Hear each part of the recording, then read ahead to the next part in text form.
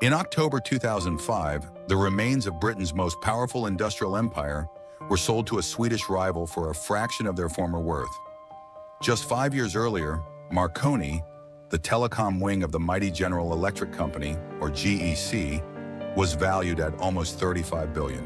It held a war chest of $3 billion in cash. It was the absolute backbone of British infrastructure, deeply embedded in the nation's telephone exchanges and defense systems. By 2005, after a brutal string of dot-com acquisitions and a catastrophic failure to win a crucial contract with British Telecom, it was swallowed by Ericsson for just $1.2 billion. Thousands of engineers lost their positions. A century of British industrial heritage was wiped from the high-tech map, leaving a fragmented shell rebranded as Telecom. The paradox is that Marconi did not collapse because it stopped innovating. It collapsed because it sold its stable, defensive soul to buy into a telecom future that never arrived. But the real story of Marconi is not only the story of a disastrous dot-com gamble, it is the story of how Britain dismantled its own engineering legacy in pursuit of a financial illusion. Every week, we tell the stories of the British machines, telecom networks, and industrial empires that once built the future, and what happened when the market moved on. Subscribe if that history matters to you. The story begins not with a sudden technological failure, but with a strict financial philosophy in London, long before the internet arrived. In 1968, the British government actively encouraged a corporate merger that would permanently alter the landscape of the country's high-technology industry. The General Electric Company, known universally as GEC, absorbed English Electric, a rival manufacturing behemoth. The result was not merely a large business, it was a national champion, a towering industrial fortress designed to give Britain the scale necessary to compete against American and Japanese electronics giants. When GEC swallowed English Electric, it also acquired one of the most famous names in the history of global communications, the Marconi Company. Founded in 1897 by Guglielmo Marconi, the pioneer of wireless telegraphy, the company was based in Chelmsford, Essex. For decades, Marconi had been the absolute center of British radio and communication engineering. It had built the transmitters that first carried the BBC's voice to the nation. It had pioneered radar technology that defended British airspace. By the time it was folded into the wider GEC empire, the Marconi name carried a weight of historical prestige that no marketing budget could simply invent. But GEC Marconi was not a consumer brand. You could not walk into a high-street electronics shop and buy a Marconi computer or a GEC television. Instead, this was the company that built the invisible architecture of the British state. If a citizen picked up a telephone, boarded a train, or relied on the military for defense, they were interacting with a system designed, manufactured, and maintained by GEC.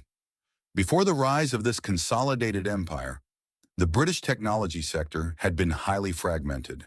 A dozen different companies built incompatible systems for various government departments. GEC's entry into total market dominance solved a critical problem for the British government. It provided a single, massive, reliable contractor that could handle the most complex engineering projects in the country. The cornerstone of this empire was telecommunications. For most of the 20th century, the nation's telephone network was run by Post Office Telecommunications, a state monopoly that would later become British Telecom, or BT. GEC, often working in a government-mandated alliance with other British firms like Plessey, was the default supplier for the hardware that made the network function. They built the telephone exchanges, large, secure buildings filled with complex switching equipment that physically connected a caller's line to the receiver's line. In the mid-20th century, these exchanges relied on massive banks of clicking, electromechanical switches. By the late 1970s and 1980s, the technology shifted. GEC became a primary architect of System X, a highly advanced, fully digitized telephone switching system that replaced the old mechanical relays with computerized microprocessors. System X, a massive software and hardware platform that digitized voice traffic, became the digital backbone of the United Kingdom. It was highly reliable, deeply complex, and incredibly lucrative for the company that held the maintenance contracts. The other pillar of GEC's immense wealth was the Ministry of Defense. GEC Marconi became the undisputed giant of British defense electronics. specialized hardware designed to operate securely in extreme military environments, from fighter jets to nuclear submarines. They built avionics, encrypted radio networks, radar arrays, and missile guidance systems. The relationship between GEC and the British state was symbiotic. The government needed a secure domestic supply of advanced technology. GEC needed the guaranteed, long-term, cost-plus contracts that only a government could provide. At the very top of this vast machine sat Lord Arnold Weinstock, a managing director whose philosophy defined British industry for 3 decades. Weinstock did not run GEC like a Silicon Valley startup chasing a futuristic vision. He ran it with ruthless, forensic financial discipline. Operating from a surprisingly modest headquarters in Stanhope Gate, London, Weinstock managed an empire of over 250,000 employees with a tiny central staff. His control mechanism was the monthly financial report. Every division manager across the country had to submit strict, standardized spreadsheets detailing their margins, their inventory, and their cash flow. If a factory in Coventry or an engineering lab in Stanmore missed its targets, the manager would receive a direct, terrifyingly precise phone call from Weinstock himself. This strict discipline shaped the entire culture of British engineering. For an entire generation, securing an apprenticeship or an engineering post at a GEC Marconi facility was viewed as a job for life. Inside the vast brick factories of Chelmsford, or the advanced research laboratories scattered across the Midlands, thousands of British engineers spent their entire careers developing highly classified defense systems or refining the code for telecom switches. It was a culture built on absolute precision, incremental improvement, and deep technical caution. But this overwhelming success created a subtle vulnerability. Because GEC Marconi relied so heavily on the British government and nationalized industries, it rarely had to fight in the open, ruthless consumer market. It did not have to worry about rapid product cycles, aggressive foreign marketing, or the unpredictable whims of high street shoppers. Its customers were civil servants, military procurement officers, and state telecom monopolies. The company was insulated from the volatile, fast-moving software and computing revolutions that were beginning to take shape in California and Tokyo. By the mid-1990s, Weinstock's conservative strategy had resulted in something almost unprecedented in British corporate history: a cash mountain of nearly $3 billion. While other technology companies borrowed heavily to fund risky research or aggressive expansion, GEC hoarded cash. The financial press routinely criticized the company for being too cautious, too boring, and too slow to adapt to a globalizing world. Weinstock ignored them. He believed that holding cash was the ultimate defense against economic uncertainty, a buffer that ensured the company's survival regardless of recessions or political changes. In 1996, Arnold Weinstock finally retired, leaving behind a company that was financially invincible but culturally rigid. GEC Marconi possessed brilliant engineers, a massive portfolio of patents, deeply entrenched government contracts, and an ocean of liquid capital. It was the undisputed heavyweight champion of British technology. The machine worked perfectly for the era in which it was built, but the ecosystem around it was about to fracture as the slow, predictable world of state telecom monopolies collided with the chaotic, hyper-accelerated dawn of the global internet. The technological foundation of GEC Marconi's dominance was built on an invisible, nationwide modernization project. Throughout the late 1970s and 1980s, Britain's telephone network was undergoing a massive physical transition. For nearly a century, telephone calls had been routed through electromechanical exchanges. Vast, noisy halls filled with Stroger switches, mechanical stepping arms, and heavy copper wiring that physically clicked into place every time a caller dialed a digit. These electromechanical systems were slow, prone to mechanical wear, and incapable of handling high-speed data transmission. GEC's fundamental breakthrough was taking command of the digital transformation that replaced this mechanical architecture. Working alongside state planners, GEC became the lead manufacturer of System X, a computer-controlled digital telephone exchange platform that replaced physical metal contacts with microprocessors, digital switching fabrics, and solid-state silicon circuits. System X was not merely an incremental improvement. It was a total overhaul of the British telecommunication system.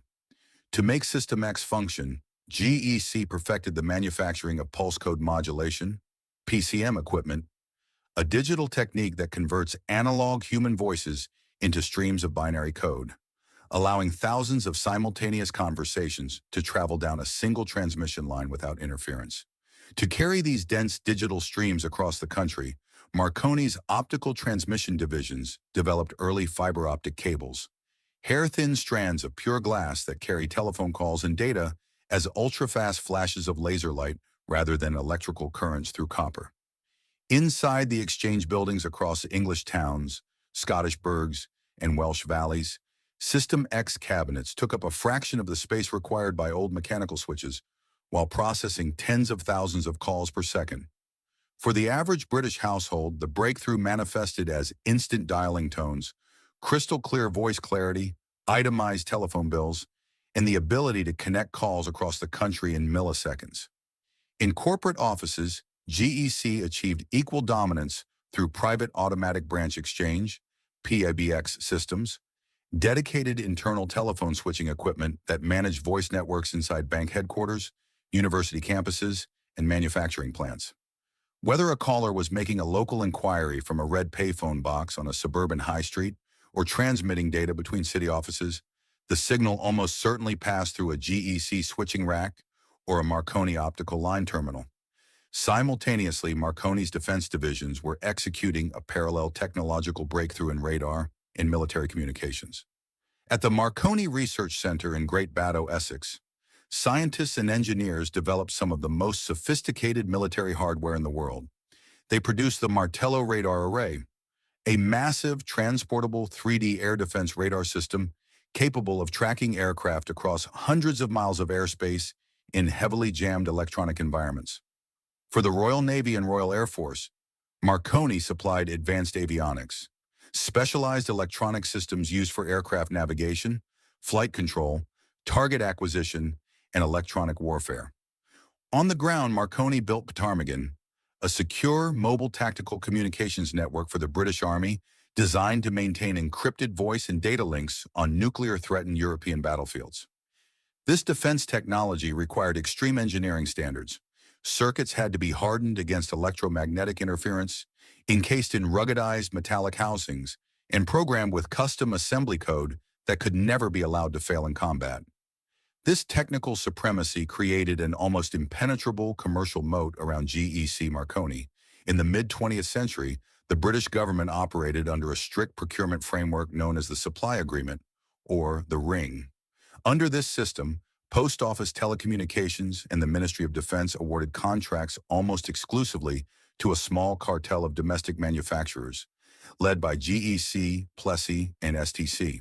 Furthermore, these state contracts operated under a cost-plus model, a purchasing arrangement where the government agreed to reimburse a manufacturer for all production and development costs, while adding a guaranteed percentage profit margin on top. This model eliminated financial risk for GEC. It meant the company did not need to compete in open, low-margin retail markets or worry about aggressive foreign price undercutters. It could invest years in refining custom microchips and massive software codebases, knowing that the British taxpayer would underwrite the expense and guarantee a steady corporate return. The industrial footprint of this breakthrough was staggering. In Liverpool, the Edge Lane factory sprawled over acres, dedicated to assembling digital exchange racks and telecommunications hardware. In Chelmsford, the historic New Street Works and the Baddow research facilities employed thousands of physicists, mathematicians, and radar engineers. In Coventry, the telecom manufacturing lines turned out high-frequency transmission equipment around the clock. In Glasgow, the Helen Street Engineering Works fabricated heavy electrical plant machinery. For 2 generations of British technical workers, GEC Marconi represented the pinnacle of industrial employment. Securing a graduate position or an apprenticeship at a Marconi laboratory meant entry into a sheltered elite. Engineers were given long development timelines, generous research budgets, and the pride of knowing they were constructing the physical infrastructure of the nation. However, embedded deep within this breakthrough was a quiet structural weakness. System X had been designed to meet the exact idiosyncratic specifications of British Telecom. It was extraordinarily reliable, but it was also deeply complex, bespoke, and expensive. When GEC tried to sell System X to international telecom operators in North America, Europe, and Asia, foreign buyers rejected it. They preferred modular, standardized, lower-cost digital switches from global competitors like Ericsson in Sweden, Siemens in Germany, or Northern Telecom in Canada. GEC Marconi had built a masterpiece of engineering, but it was a masterpiece that could only exist inside the protected ecosystem of the British state. The company had mastered the art of state-backed monopoly supply, but it had never learned how to fight in an open, fast-moving global commodity market. As the 1990s began, political deregulation and global market forces were about to shatter the protected ring that kept GEC safe. The very monopoly contracts that had created its mountain of cash were about to be thrown open to world competition. By the late 1980s and early 1990s, GEC Marconi was not simply a manufacturing business. It was a sovereign British capability. To understand the scale of this empire at its absolute zenith, one had to look at its physical geography. It was a sprawling network of massive brick factories, classified research laboratories, and high-security testing ranges that stretched from the south coast of England to the Scottish lowlands. In Chelmsford, the historic New Street Works remained the spiritual capital of British radio and transmission engineering. In Coventry, at the vast New Century Park facility, production lines churned out telecommunications hardware and optical networking equipment for British Telecom. In Stanmore, Middlesex, engineers designed the complex airborne radar systems that formed the eyes of the Royal Air Force. In Portsmouth, secure naval communication systems were integrated into the steel hulls of the Royal Navy's fleet. When GEC acquired the defense assets of Ferranti in 1990, another historic British computing and electronics pioneer based in Edinburgh, it cemented its status as an absolute monopoly in European defense electronics. The Ministry of Defense did not merely buy from GEC Marconi, it relied on the company as a structural pillar of national security. This immense scale generated staggering financial returns. Under Lord Arnold Weinstock's relentless fiscal discipline, the General Electric Company had accumulated a cash reserve of roughly $3 billion by the mid-1990s. This was not a theoretical stock market valuation based on future promises. It was liquid capital sitting in corporate bank accounts, earning massive amounts of interest. It made GEC one of the richest and most financially bulletproof corporations in Europe. But the true glory of Marconi was not the money. It was the absolute ubiquity of its technology in British public life and infrastructure. For a British engineer clocking into the New Street Works or the Great Battle Research Center, a Marconi project did not merely mean assembling a circuit board. It decided whether a crowded telephone exchange in London could route 1 million daily conversations without a dropped syllable, whether a fighter jet could detect a threat over the horizon, and whether Britain retained the physical, sovereign capacity to engineer the systems that kept the modern world awake. The telecom divisions were operating at peak production, inside windowless, brick telephone exchange buildings across towns like Reading, Bristol, and Leeds. Rows of Marconi-built digital processors ran the System X code that allowed fax machines, dial-up modems, and voice calls to flow seamlessly across the country. As the 1990s progressed, Marconi achieved a critical breakthrough in optical networking. They became a world leader in developing synchronous digital hierarchy, or SDH, equipment, the massive multiplexers that take thousands of individual data streams and pack them into a single pulse of laser light traveling down a glass fiber.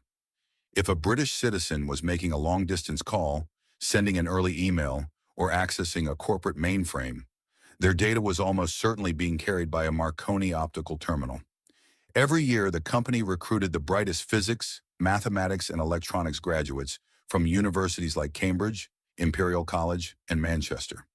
For decades, the pages of Electronics Weekly and New Scientist were filled with display adverts offering lifetime careers at GEC Marconi. It offered a professional path that felt as secure as the civil service, backed by the prestige of a name that had existed since the dawn of wireless telegraphy. Inside the company, the culture was deeply engineering-led. Projects were measured in years, not months. Hardware was over-engineered to withstand military-grade interference, or decades of uninterrupted use in a telecom rack. Quality control was absolute because a failure in a Martello radar array or a BT trunk exchange was not a consumer inconvenience. It was a national failure. GEC Marconi had successfully built the nervous system of the British state. They held the contracts, they held the patents, and they held the cash. The machine was perfect, but the ecosystem around it had already begun to change. Inside the sprawling manufacturing plants and research facilities, the daily rhythm of GEC Marconi felt less like a volatile commercial enterprise and more like a permanent institution of the British state. At the New Street Works in Chelmsford, generations of local families walked through the gates where wireless telegraphy had first been commercialized at the turn of the century. Apprentices started their careers in dedicated training schools, learning precision wiring, mechanical drafting, and analog circuitry before moving onto the factory floor to assemble guidance systems for Tornado fighter jets or trunk exchange racks for British Telecom. For young graduates arriving from universities like Manchester, Southampton, and Cambridge, a position at Marconi offered a distinct form of professional security. There were no quarterly panic cycles, no frantic pitches to venture capitalists, and no obsession with viral consumer trends. Instead, engineers worked within long-term development frameworks, where projects were rigorously tested against military specifications or national telecommunications standards. The company's products were designed to last for decades, encased in heavy-gauge steel and sealed against moisture, dust, and electromagnetic interference. This culture of stability was directly anchored to the financial philosophy forged by Lord Arnold Weinstock over 3 decades. By the mid-1990s, GEC's balance sheet was the envy of European corporate finance. Sitting quietly in corporate accounts was a cash reserve of roughly $3 billion, a monumental mountain of liquid capital generated by steady defense contracts, state telecom supply agreements, and stringent cost control. While Silicon Valley startups burned through venture capital on unproven software models, and American tech giants aggressively borrowed to fund rapid expansion, GEC hoarded cash as a shield against any conceivable economic downturn. Yet this immense wealth masked a profound strategic dilemma. The world outside the sheltered British defense and state monopoly ecosystem was accelerating at a breathtaking pace. The early consumer internet was beginning to reshape global commerce, and telecommunications operators were abandoning old circuit-switched voice networks in favor of high-speed, packet-switched data infrastructure. The high-margin, predictable contracts that had sustained GEC for generations were shrinking as government defense budgets contracted following the end of the Cold War. The pressure on the board of directors was relentless.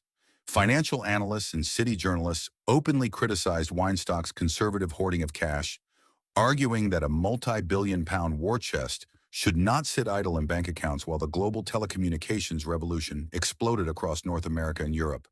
They demanded growth, international expansion, and a decisive pivot toward the high-growth markets of internet hardware and fiber-optic networking. When Weinstock finally retired in 1996, the leadership of the General Electric Company passed to Lord George Simpson. Simpson surveyed the $3 billion cash mountain and concluded that caution was no longer a virtue. He believed that if GEC remained a traditional defense contractor and a domestic telecom supplier, it would slowly become irrelevant in a world dominated by agile American tech giants and rapidly scaling European rivals. The decision was made to transform the company entirely. GEC Marconi would shed its historic identity as a diversified industrial conglomerate and reinvent itself as a pure-play, global telecommunications and internet infrastructure powerhouse. The manufacturing plants in Chelmsford, Coventry, and Stanmore would be realigned, and the vast cash reserves would be deployed to acquire cutting-edge technology companies overseas. To the business press in London, it looked like a bold, necessary leap into the 21st century. To the veteran engineers who had spent their lives building analog switches and military radar systems, it felt like the beginning of an unrecognizable era. The money was ready, the engineering talent was unmatched, and the global market was roaring. But the company was about to trade its defensive rock for a shifting sea. The first crack in the new Marconi empire was almost invisible to the financial press in London. It arrived in November 1999, not as a sudden market crash, but as a historic amputation.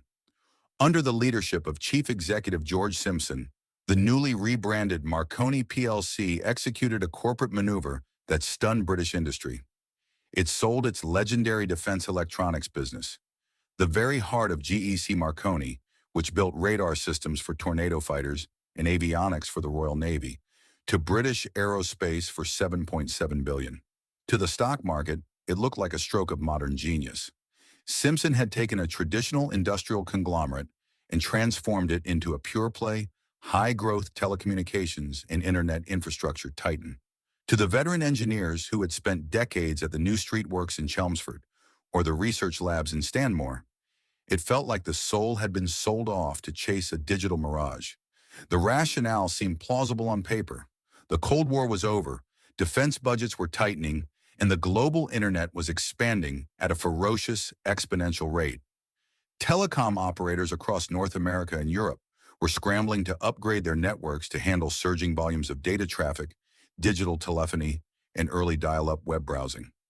Simpson and his executive team believed that holding on to traditional defense hardware was a sign of industrial backwardness. They wanted to compete with American and global giants in the high-stakes, fast-moving world of internet routers and optical switches.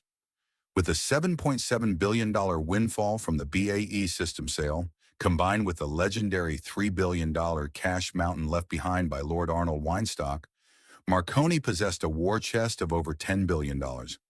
In the boardrooms of Stanhope Gate, executives acted with absolute unshakable confidence. They were ready to buy the future. The strategy manifested as an aggressive, unsparing acquisition spree across the Atlantic. In April 1999, Marconi announced the acquisition of 4 Systems, a leading American manufacturer of ATM, asynchronous transfer mode, networking hardware, for $4.5 billion in cash.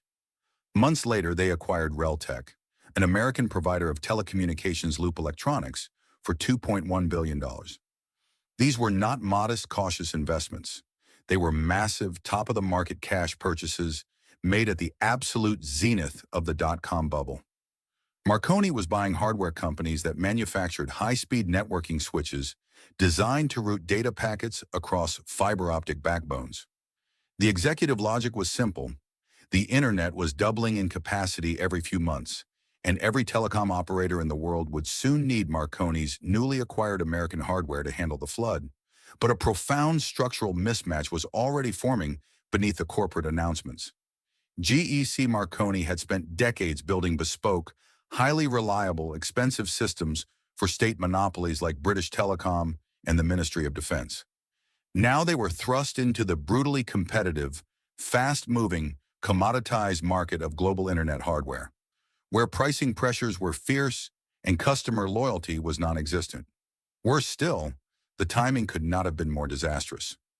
Just as Marconi completed its multi-billion-pound transformation into an internet infrastructure specialist, the global dot-com bubble began to deflate. In early 2000, U.S. stock markets wobbled and technology shares began a steep, historic descent. Across North America and Europe, major telecommunications operators, companies like WorldCom, Global Crossing, and BT, suddenly found themselves drowning in debt after spending billions on spectrum licenses and network expansions that had no immediate return on investment. Faced with collapsing share prices and evaporating revenues, these telecom operators slammed the brakes on capital expenditure. They stopped buying new routers, canceled infrastructure upgrades, and froze capital projects. The multi-billion-pound market for internet hardware that Marconi had bet its entire existence upon simply vanished overnight. Inside Marconi's newly acquired American divisions and its legacy British manufacturing plants, the orders dried up with terrifying speed. The warehouses in Coventry and Chelmsford filled with unsold transmission racks and networking cards. The massive cash mountain, once seen as an unassailable fortress, began to drain away at an alarming rate to cover fixed overheads, integration costs, and falling revenues. The city journalists who had cheered George Simpson's bold pivot a year earlier now turned with savage intensity. Financial analysts realized that Marconi had sold its steady, profitable defense cash cow just in time to buy expensive, cyclical internet hardware right at the exact moment the market crashed. By the end of 2000, the company's share price had begun a catastrophic collapse, wiping out tens of billions of pounds in market value and triggering panic among institutional investors who had treated GEC as a permanent, unbreakable pillar of British pensions and portfolios. The multi-billion-pound transformation had turned into a multi-billion-pound trap, and the executive team was about to discover that the descent from the summit of British industry was far faster than the climb had ever been. By 2001, the financial hemorrhage inside Marconi plc could no longer be concealed behind optimistic corporate announcements. The multi-billion-pound acquisitions of Four Systems and Reltec, purchased at the absolute peak of the dot-com boom, had become dead weights dragging the company toward insolvency. As global telecommunications operators froze their capital expenditure, Marconi's order books emptied out, leaving behind colossal debts and a bloated cost structure designed for a market that had ceased to exist. The crisis claimed its first major executive casualty in February 2001, when Chief Executive George Simpson stepped down amidst plunging share prices and fierce criticism from institutional investors. He was replaced by Mike Parton, an internal executive who inherited a sinking ship. Parton's immediate task was not expansion, but sheer corporate survival. What followed was a desperate, humiliating dismantling of the very empire Simpson had spent years assembling. Marconi began offloading assets at distressed prices just to service its crushing debt burden. Secondary product lines were sold, research facilities were downsized, and thousands of skilled engineering jobs were eliminated across the UK. In Chelmsford, Coventry, and Liverpool, the once bustling manufacturing floors grew quiet. The company that had once commanded a $35 billion valuation saw its shares suspended in July 2001 as its market capitalization evaporated to a fraction of its former self. To survive, Marconi executed a painful debt-for-equity swap with its creditor banks, handing over majority control of the company to the financial institutions holding its unpaid loans. The company was hastily restructured and renamed Marconi Corporation. It was a stripped-down, bruised survivor, clinging to life through legacy maintenance contracts and whatever remaining equipment sales it could claw out of a saturated global market. Yet even in its weakened state, Marconi pinned all its remaining hopes on a single titanic domestic project, the 21CN or 21st Century Network. Announced by British Telecom, the 21CN initiative was a massive multi-billion-pound infrastructure overhaul designed to replace Britain's legacy circuit-switched telephone network, including the very System X exchanges GEC had built decades earlier. With a unified, high-speed, all-IP internet protocol network capable of carrying voice, video, and data over a single digital fabric. For Marconi Corporation, winning a major slice of the 21CN contract was an existential necessity. If they secured the contract, they would anchor themselves to the future of British telecommunications. If they lost, the company's independent existence would effectively reach its end. Throughout 2004 and early 2005, Marconi's engineers worked frantically on their bids, hoping that their decades-long relationship with the UK's primary telecom operator would count for something in the boardroom.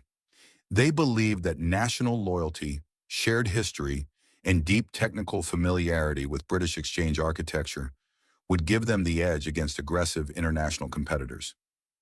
They were catastrophically wrong. In April 2005, British Telecom announced the preferred suppliers for the 21CN project.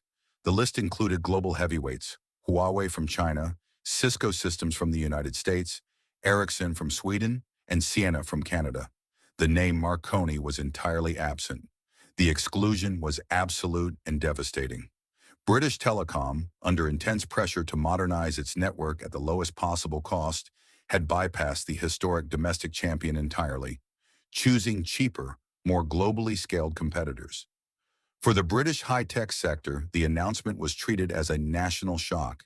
The company that had invented wireless telegraphy, built the nation's telephone exchanges, and powered its defense radar was no longer considered competitive enough to build Britain's modern digital backbone.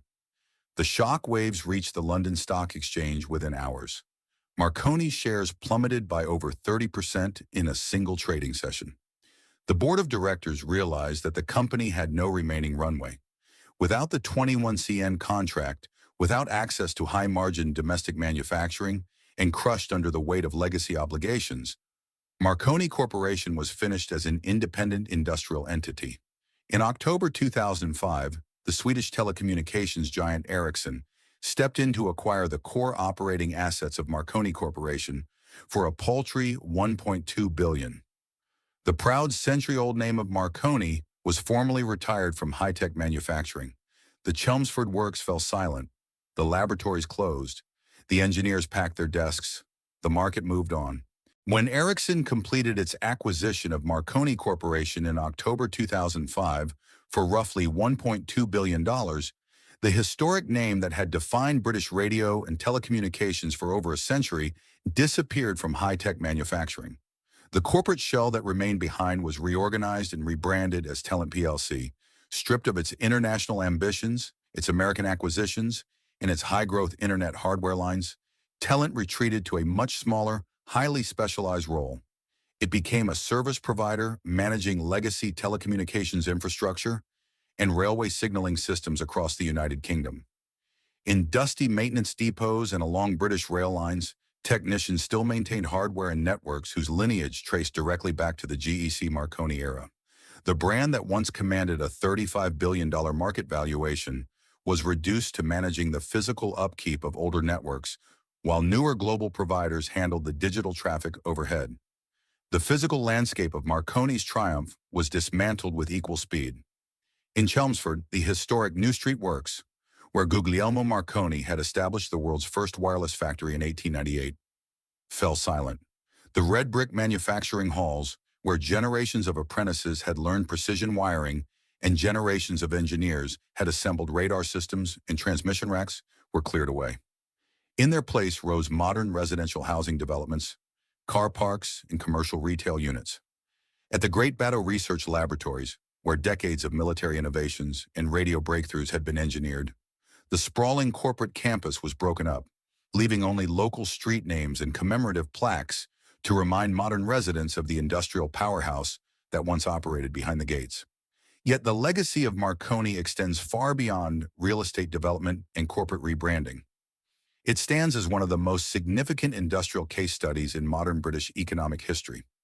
The collapse of Marconi is frequently cited by historians and financial analysts not as a failure of engineering talent, but as a fatal collision between two entirely different industrial eras. For the greater part of the 20th century, GEC Marconi operated within a protected ecosystem defined by state monopolies, long-term procurement agreements, and guaranteed cost-plus margins. It was structured to build things that lasted for decades, engineered to military specifications and state telecom standards. When the global market abruptly shifted toward open, commoditized, high-speed internet infrastructure following the dot-com boom, Marconi attempted to bridge that chasm by buying American networking companies at the absolute peak of the market. It traded its stable, defensive soul, its historic defense electronics division, for a high-risk gamble on internet routers. When telecommunications operators across the world froze their capital expenditure after the bubble burst, the trap closed. The cash mountain vanished, the debt mounted, and the company was left exposed to global competitors who understood volume, speed, and low-cost manufacturing far better than a traditional British industrial titan ever could. Today, the remnants of that vast empire survive in scattered fragments across the British landscape. In museum archives like the National Museum of Computing at Bletchley Park and the Science Museum Group collections, preserved racks of System X exchanges, massive telecommunications multiplexers, and early fiber-optic terminal units sit silently behind glass panels. In university libraries and archive boxes, crumbling copies of technical manuals, internal employee magazines, and recruitment brochures from the Stanhope Gate era document an age when an engineering career at GEC was viewed as a permanent institution of the British state. On vintage computer and telecommunications collector forums, former apprentices and retired engineers share photographs of factory badges, circuit boards, and testing equipment salvaged from demolition sites before the bulldozers moved in. These objects serve as physical proof of an era when Britain possessed the sovereign, integrated capacity to design, manufacture, and maintain the entire physical infrastructure of its own communications network. The broader lesson left behind by Marconi is not merely one of corporate nostalgia. It illustrates a recurring structural vulnerability in British industrial history, the difficulty of scaling domestic innovation into global market dominance without losing financial stability. Britain did not stop producing brilliant engineers, skilled physicists, or cutting-edge technical ideas, but it repeatedly struggled to survive the transition when state-backed monopolies gave way to hyper-competitive, borderless digital markets dominated by massive American and Asian ecosystems. The telephone exchanges that once clicked with electromechanical precision have long been replaced by silent data centers and packet-switched routers carrying global web traffic. The high street shops that once sold the components and systems built by British factories have vanished into online retail. The corporate entities that once anchored British pension funds and employed hundreds of thousands of workers have either been acquired, restructured, or erased from the modern balance sheet. Yet the invisible architecture of the modern world still rests upon the foundations laid during that era. Every time a digital signal travels across a fiber optic cable, or a modern telecommunications network routes a voice call or a data packet across the globe, it operates on principles first refined in the research laboratories of Chelmsford and Coventry. Somewhere in a quiet archive room in Essex, a heavy leather-bound logbook from the early days of wireless telegraphy sits inside a climate-controlled drawer, its faded ink recording the first faint signals that crossed a distance once thought impossible, preserving the exact moment when British engineering first reached out to touch the future. See you in the next video.